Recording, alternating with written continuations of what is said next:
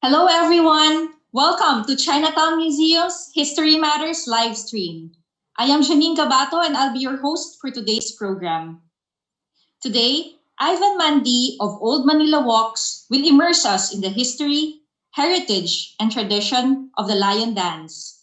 This is a very apt topic considering that Chinese Lunar New Year is fast approaching. This February 12, there might not be much lion dances because of the quarantine restrictions. To start this talk, we would like to gather information about what you like most about Chinese New Year. Is it spring cleaning and decorating, eating food and fruits, or receiving ang pao, or celebrating with fireworks and lots of loud sound, right? Please write your answers in the comment section so that we will look at your answers at the end of the program. Last year, Chinatown Museum celebrated Chinese New Year with a lion dance. This was pre-pandemic. And we placed an ang pao at the topmost part of the museum entrance. You could see it in the first picture. After some dancing and also jumping, the lion dancers had to do this more than 3 times because the ang pao we placed was so high. So after a number of tries, he was able to get the ang pao. What happened also was our neighbor, Hotel Lucky Chinatown, also had a lion and dragon dance. You could see it here in the photos. This was taken last 2020, pre-pandemic also. So majority of the businesses in Binondo, as well as businesses really in general, continue this traditional dance. But let's ask our speaker today why this is still very much practiced. Our speaker today is a vibrant cultural driving force in Manila. He is a Chinoy who holds over 2 decades of experience working in the cultural field. A tourism professional by day, he holds several hats that includes being a historical and heritage activist, cultural researcher, writer, and book author. Ivan is currently a trustee for several Manila-based cultural organizations and is a recipient of a cultural award by the City of Manila, and rightfully so. He loves watching dragon dances. Everyone, please all welcome Ivan Mandi, the founder of Old Manila Walks.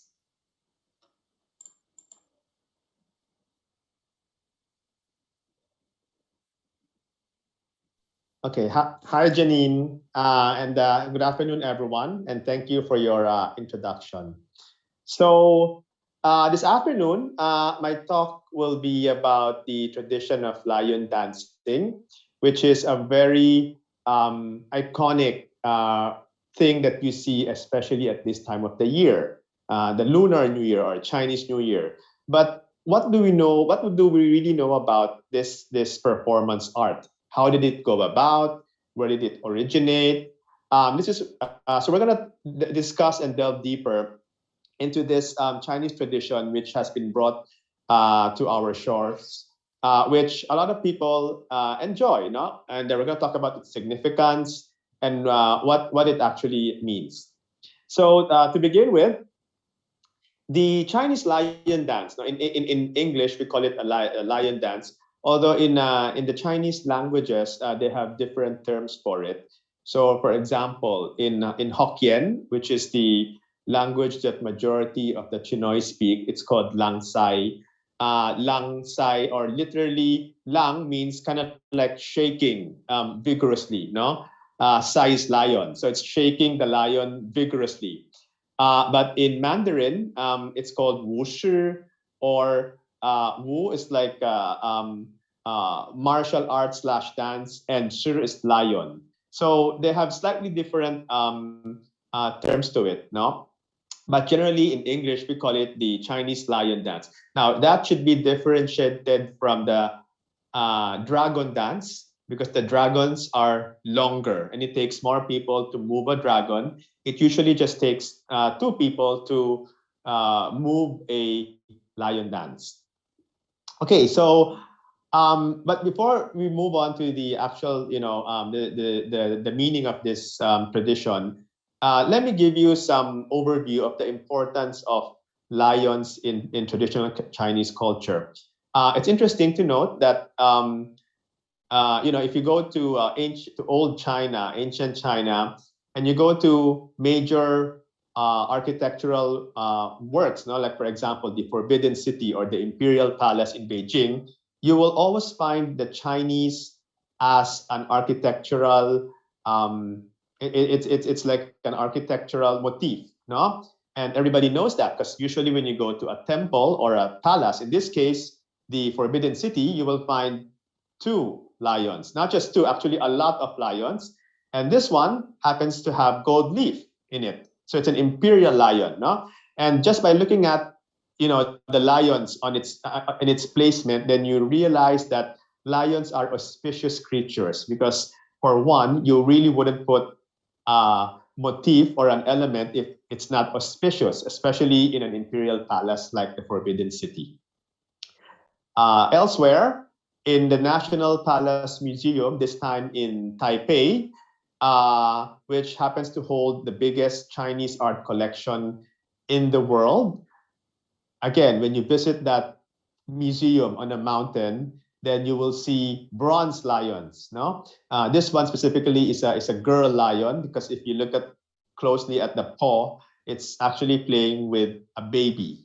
And when it's a baby, it's usually a female lion. Again, the significance of lions as an architectural motif to welcome people. No, when visiting a place like the National Palace Museum in Taipei.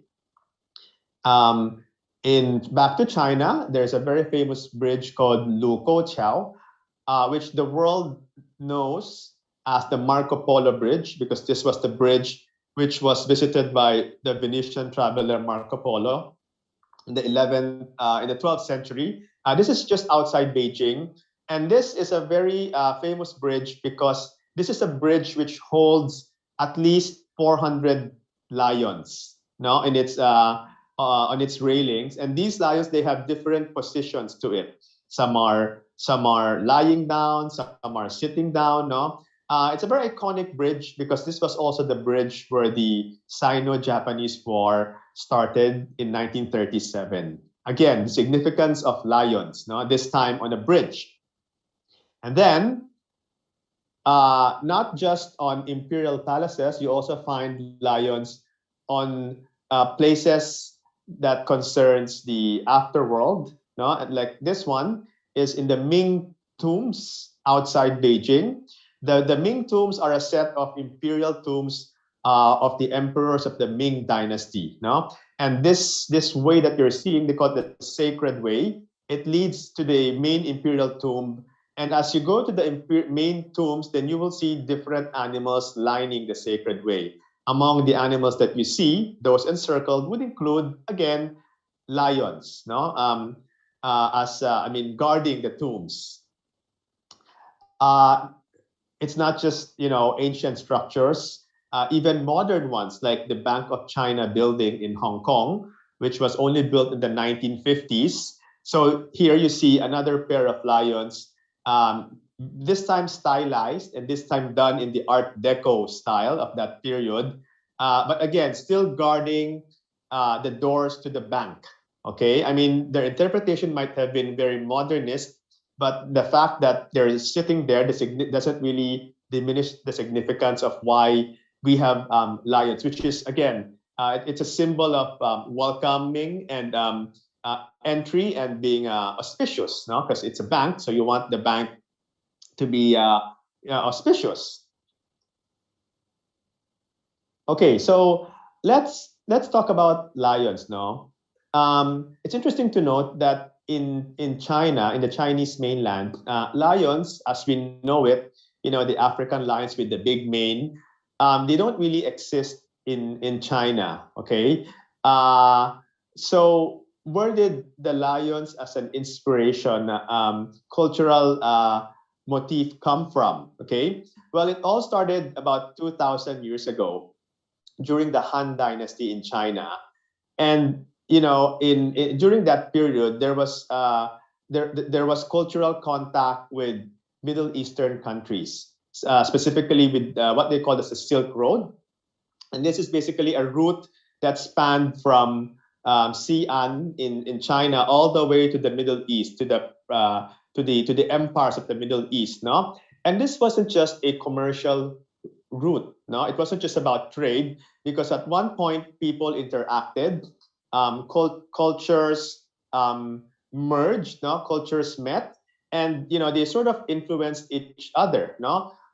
So, for example, Buddhism actually was what got to China in between this period. So you see, it wasn't just a trade; it was also a very cultural route.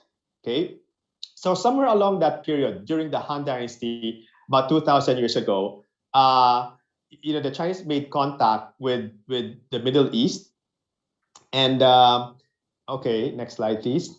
Okay, and during that contact, um, some elements of Middle Eastern culture must have been seen by someone, and they thought, hey, you know what? In the Middle East, they have sort of lion figures guarding their palaces. Like this one is in the Persian capital of Persepolis.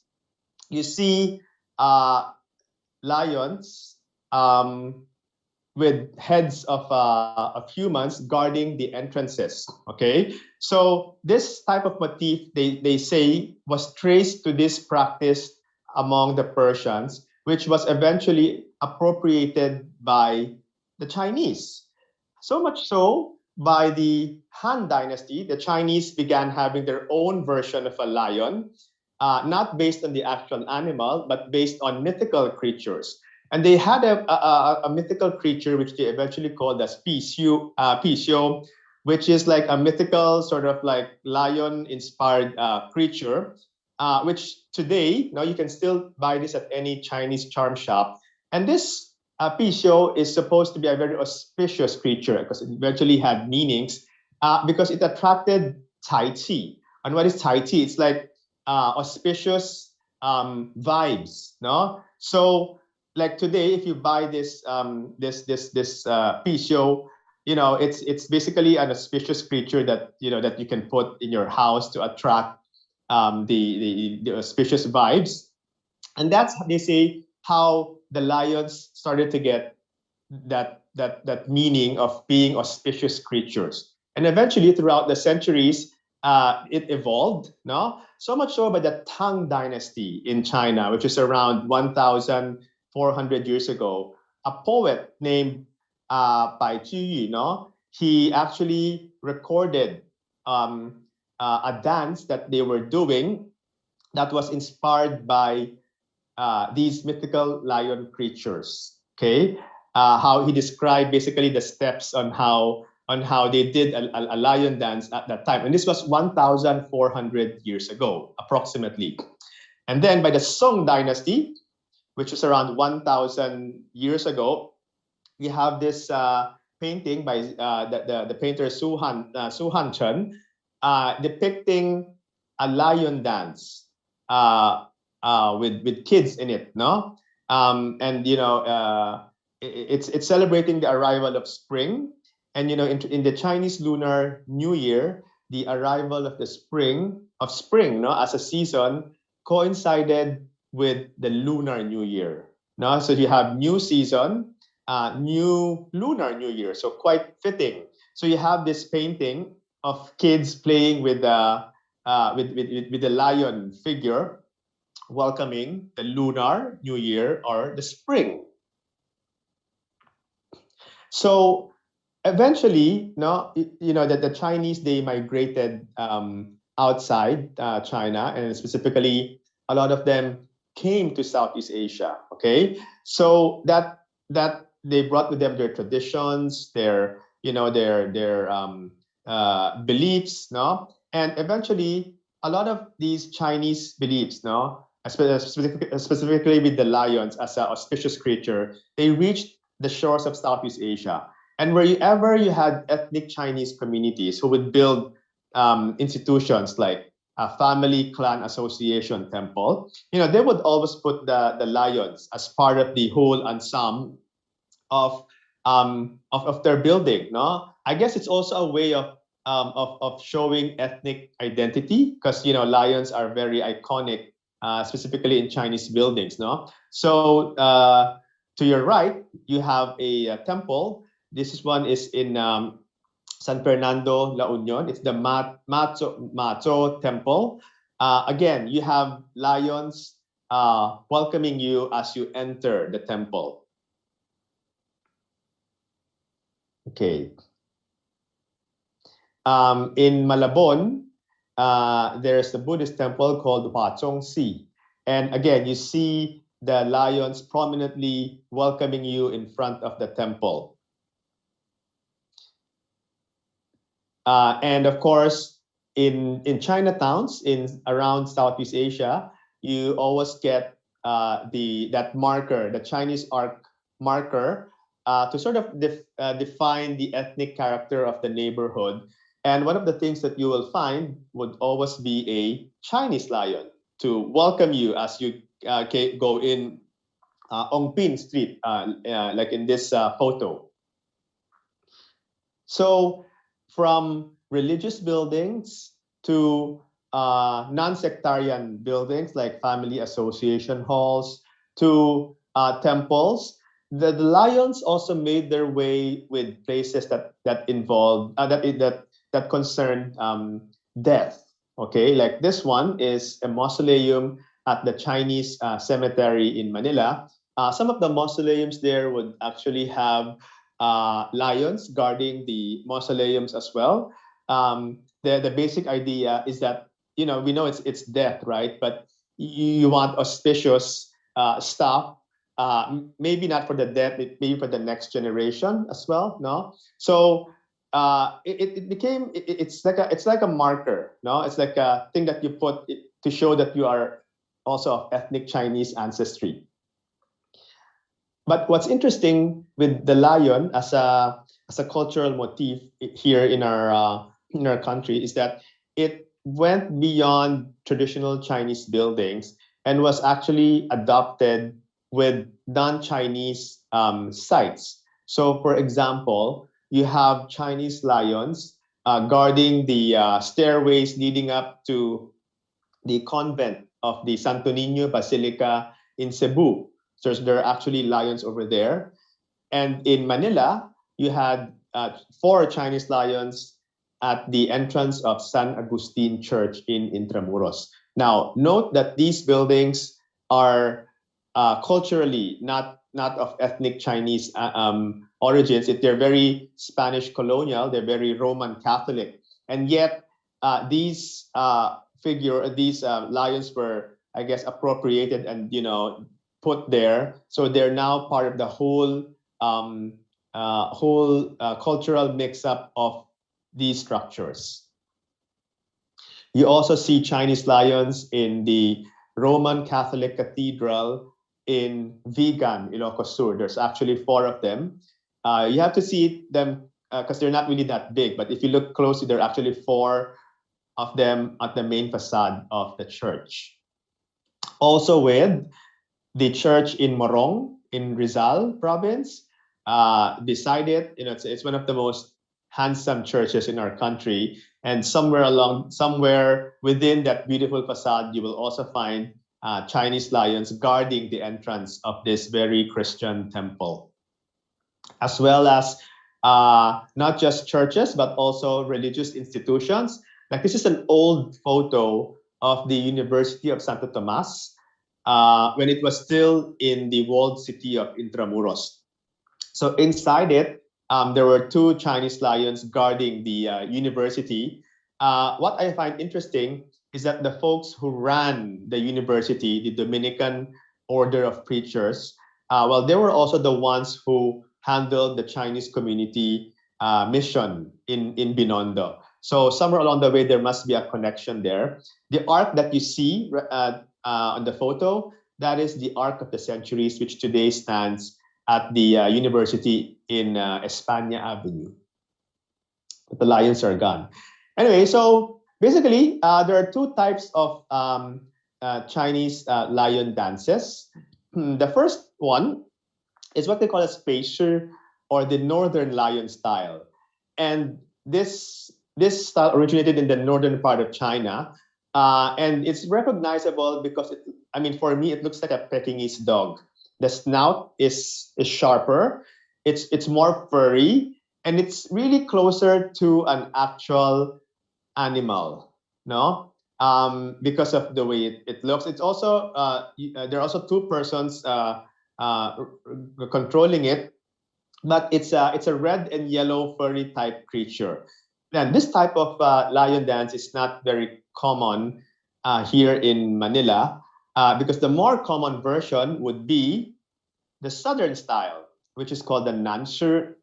Now, this is supposed to be a derivative of the northern style, and it became popular, especially in the 17th century, in the Guangdong area of China.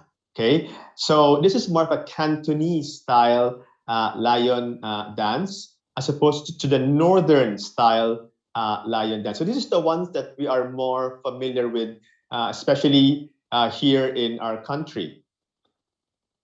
So, but of course, there are other types of lion dances which are not as popular. Like this, there's actually a Hokkien style lion dancing with a flat face, a sort of scary looking face. This one, I've never seen this in Manila, despite the overwhelming presence of the Hokkiens, among the local Chinese community. This one somehow didn't become as popular as, say, the Cantonese version of the lion dance. Why did that happen? I'm not really sure, but maybe I'm thinking the Cantonese looks more colorful, and it looks more fun than the Hokkien style lion dance.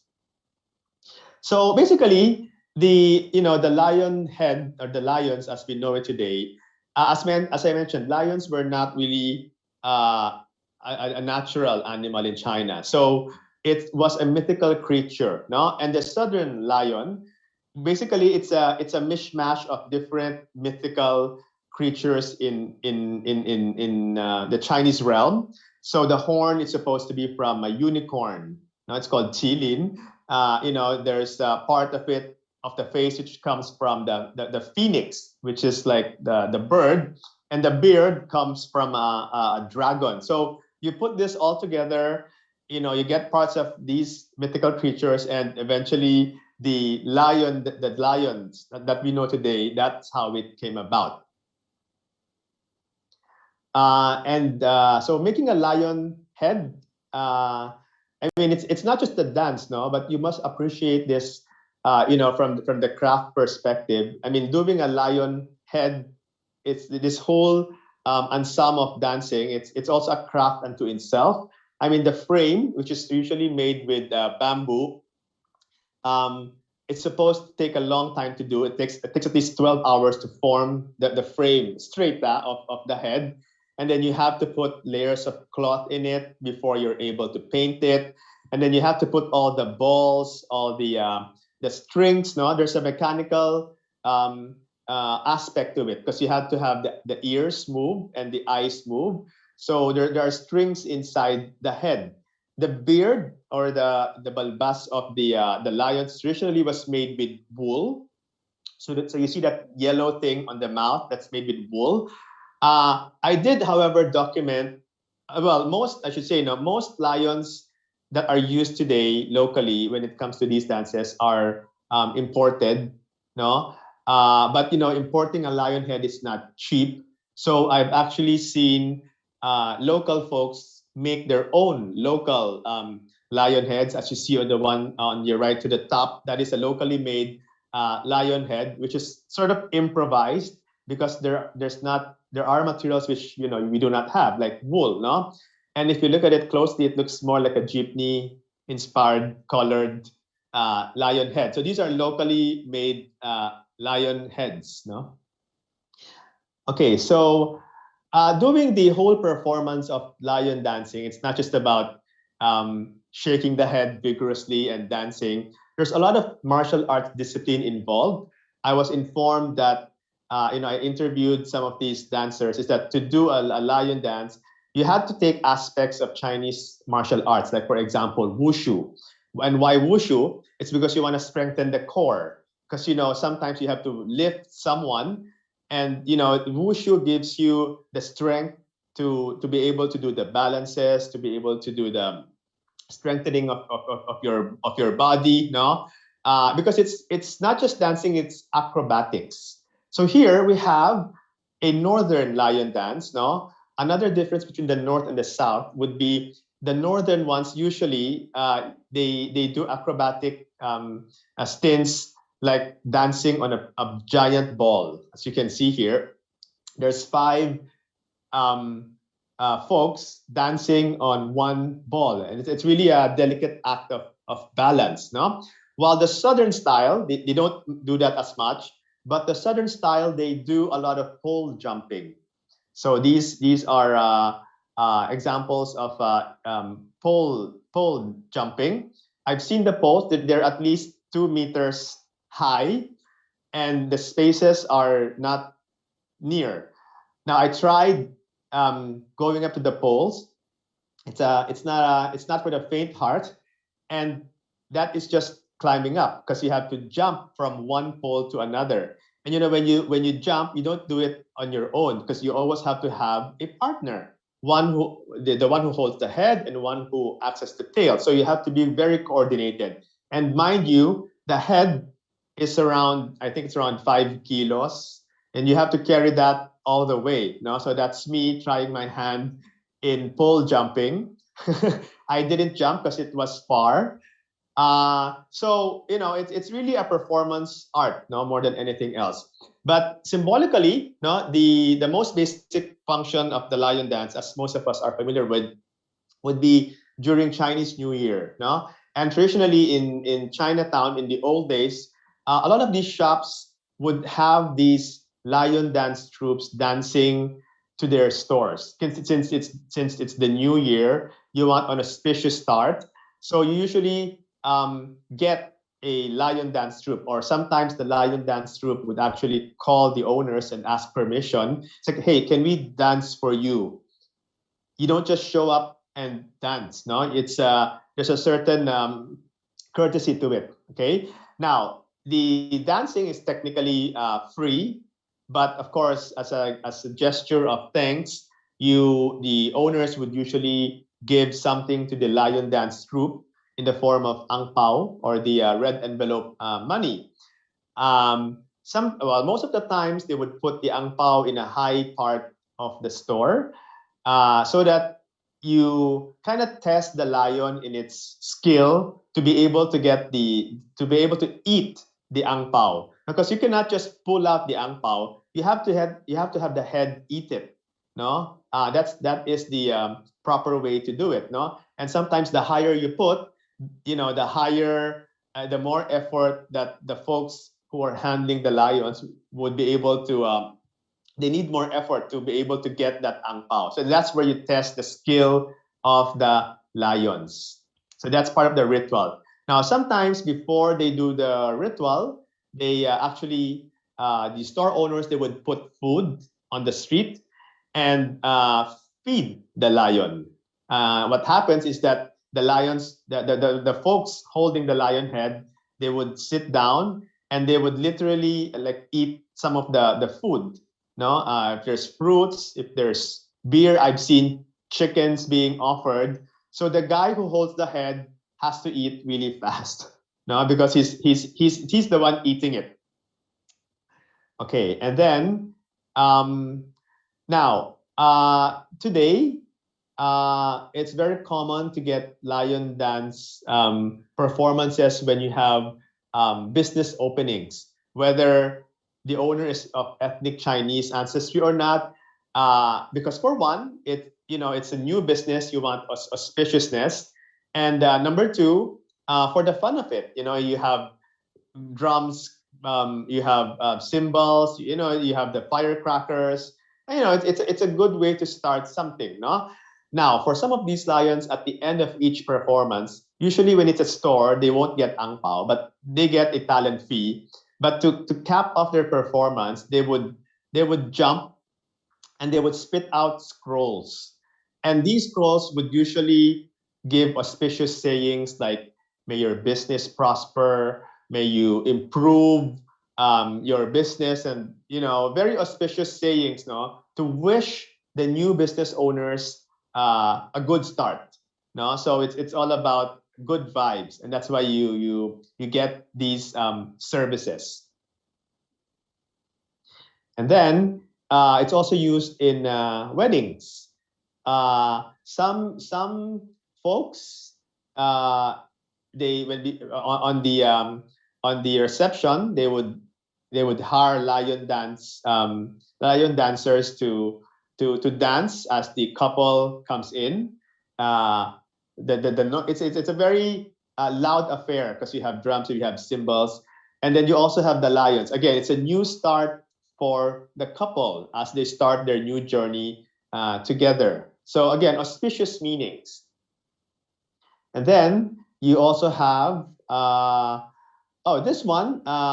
This was taken during the inauguration of President Noynoy Aquino in 2010, at when the Chinese community sent a contingent of lion dancers and dragon dancers to welcome the new president in his new administration. Again, it's a auspicious symbol, no? New beginnings for the new presidency. And then, so there are a lot of lion dance troops in Manila.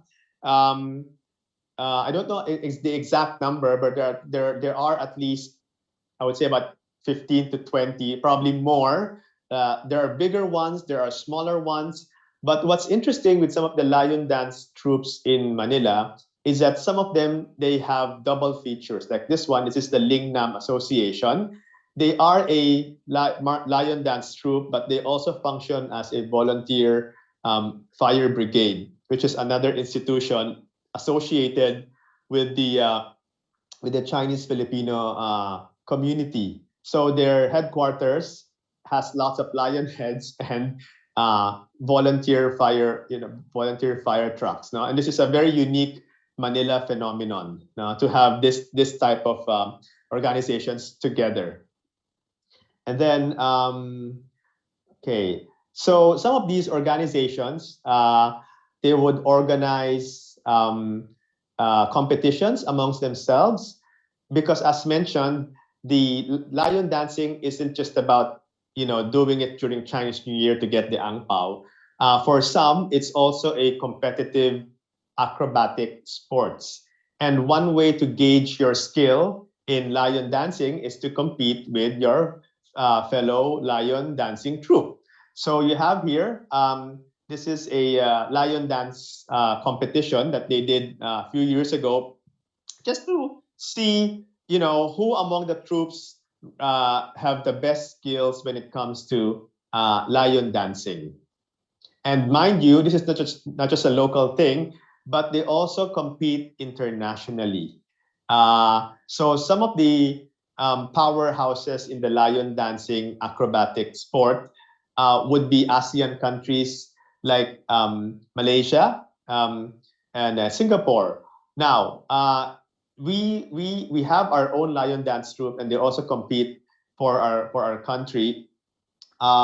So if you look to the poster to your right, this poster actually is a lion dancing competition where they jump from one pole to another. But this one to your right actually says that they're doing it on water. So it's it's not an easy thing to do, because if you fall off a swimming pool, your lion head will be wet, right? But they do it now because it's part of the whole sport of lion dancing. And then here's an interesting video. Some of these lion dance troops, they try to think of gimmicks to make their performances more interesting by combining certain local traditions. Like this one is in Malaysia, although I've also seen it in Manila, where a lion dance was performing with a tinikling, no? Which is another performance, dance that's not really easy. But see how they tried to put local touches to it, no? dancing the lions while doing the tinikling. So here's an interesting video again of children. You know, you have this every year in Binondo, where you have during the Chinese New Year, you have some of the street kids who probably could not afford a real lion head, but really enjoys seeing the dancing. So they make their own plastic with sack and they do their dance on the street. And I think personally, this sport is very good. It's very attractive for a lot of us since as a people, you know, we love to dance, we love to do um, movements with our body, no? And lion dancing is one way to channel that natural talent for dancing. I've actually seen some out of school youths who joined lion dance troops, and you know, and it's good for them because it gives them camaraderie, it gives them friends, it gives them discipline, no, when it comes to certain things. So this is a very cute example. Now, sadly, this year in the time of pandemic, we're not going to see much of a lion dance says in the cities because the mayor has banned outdoor activities. But you can get a toy lion. No, this is a battery operated lion which can dance for you. But you know, whether it's big or it's the real thing or it's a lion, the symbol is there. No, lions are auspicious creatures. They're cute, they're colorful, and they are fascinating to watch as a cultural performance. And that is something about the Chinese lion dance. Thank you. Mhm. Thank you, Ivan. Just to share, we had this question, a poll question a while ago. What do you like most about Chinese New Year? And the answers are, this is for the health conscious viewers, 10% lang ang eating food and fruits. Oh, So 20% said spring cleaning and decorating. All okay. right. And I answered together with 30%. They said receiving ang pao. But the Of number course. one is fireworks, and they're celebrating with fireworks and sounds. So Okay. actually with the Manila ordinance, no, the city ordinance, Yes. would there be fireworks kaya, Ivan? As far as I know, for this year, it's not allowed.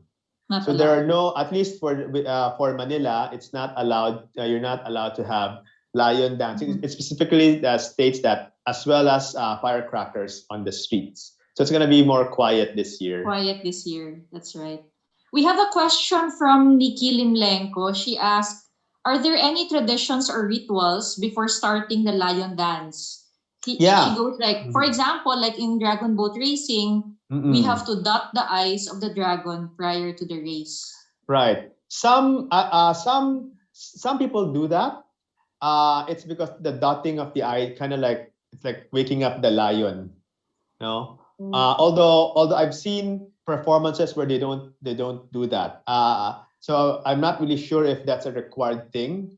Although I've seen lions being dotted in the same principle as the eyes, no, before it rises up to dance. Mm-hmm. Ako, I have a personal question. How much is it usually to put in the angpao for the Okay. lion dance? Yeah. What's a good amount? Okay, there's no set rule to it, but think of it. This is what somebody told me who owns a shop, and this is how he sees it now. How much you want to give is really dependent uh, on you. No, of course, if you wanna get bigger business, might as well give a little bit more Mm. to the dancer, so it sort of come back to you. And remember, when you do a lion dance troupe, it's not just two persons. There's at least four, no, Mhm. because you have the drummer, you have the cymbals, no. I've seen performances with like 12, 14, 16 people because some of them come with dragons. So of course, when it's a dragon, you have to give bigger ang pao. Yes. Although some troops, as far as I know, they have fixed rates, especially the sort of semi-professional ones. So they have fixed rates. Let's say 15,000 for this performance. It really depends, no? So yeah, might as well just give more. Yeah, might as well just give one. But I've actually tried hiring a lion dance troupe. It's 10,000, and this is Mhm. for a what 30-minute, less than 30-minute performance. But you must understand, it's less than 30 minutes, but they have to be there before, and they have to Yes, prepare. yes. They have a lot of back stuff that we don't really see. The performance is short, but the preparation is long. And so for some of these people, they have to get out of work, ganyan. So, for me, whatever when they say it's that, as long as it's within budget, then we just go Mhm. for it na lang. Yeah. But so most definitely for this coming February 12, we're looking at a very quiet, not a very quiet, a little bit quieter kind of Chinese Yeah, New Year, right? yeah. I'm not sure though with the malls, because this ordinance is specifically for the city of Manila. So Mhm. with the other cities in the metropolis, I'm not sure if they'll allow lion dances within their premises. How about you, Ivan? What will you do this Chinese New Year? Oh, I am just gonna enjoy the day. Yeah. Maybe I'm not sure if we don't we it depends on the mood of the family. At Mhm. most, we probably will just eat out. Pero we will Um, definitely pass by your place and we will give you hopia and tikoy. oh, that would Again. that would be nice. So these are photos of of our lion dances that we got for our activities. Mhm. We got lion dances for birthday parties, and we also got lion dances for reunions. These are like 50 golden anniversary reunions. No, again, it's a fun thing.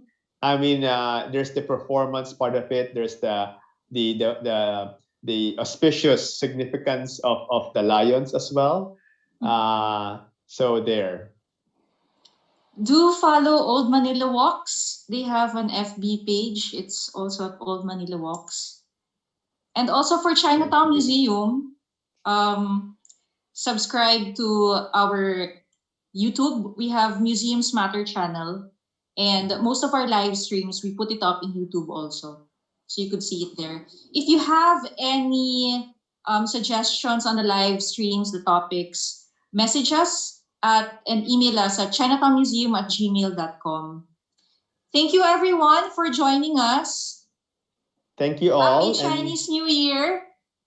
wishing everyone a healthy, auspicious, peaceful, and loving Chinese New Year, Lunar New Year to all. Kyung hee huat zai. Kong Si Fa Kai. Yes. Bye bye.